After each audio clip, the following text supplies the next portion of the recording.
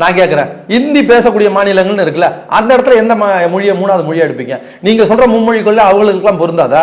எங்களுக்கு மட்டும்தான் பொருந்துமா? இவர்களுடைய நோக்கம் என்ன தெரியுமா?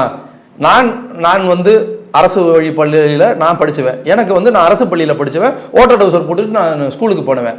இன்னைக்கு எனக்கு வருமானம் வரும்போது நான் அடுத்த பள்ளிகள் நோக்க என்னை மாதிரி வருமானம் வராம இன்னைக்கு இந்த தமிழ்நாட்டில் சமூக நீதிக்கு கீழே வருமானத்துக்கு கீழே இருக்கக்கூடிய எத்தனையோ மக்கள் இருக்காங்க. அவர்களுக்கு கல்வியை உறுதிப்படுத்த வேண்டியது இந்த அரசனோட கட்டாயம். அந்த மாணவர்கள்ட்ட கல்வியை இடைநிற்றல் கொண்டு வரதுக்கான ஒரே நோக்கம் தான் இந்த இந்தி. நல்லா புரிஞ்சுக்கோங்க. நீங்களும் நானும் படிக்கும் போது நல்லா யோசிச்சு பாருங்க, இங்கிலீஷுக்கு திணறுவோம்.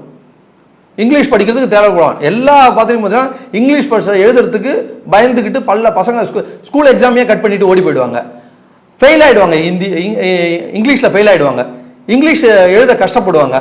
இங்கிலீஷுக்கு தேர்வுக்கு வரமாட்டாங்க. அடுத்த வருஷம் ஃபெயில் ஆகி மறுபடியும் நம்ம கூட ஓடிப்பாங்க.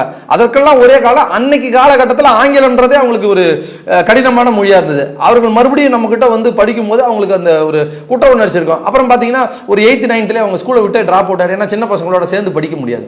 ஸோ அப்படி ஒரு புரியாத மொழியை படிக்க முயற்சி பண்ணும்போது அது அவர்களுக்கு ஒரு குற்ற உணர்ச்சி விட பள்ளியினுடைய இடைநிற்றல் வரும்.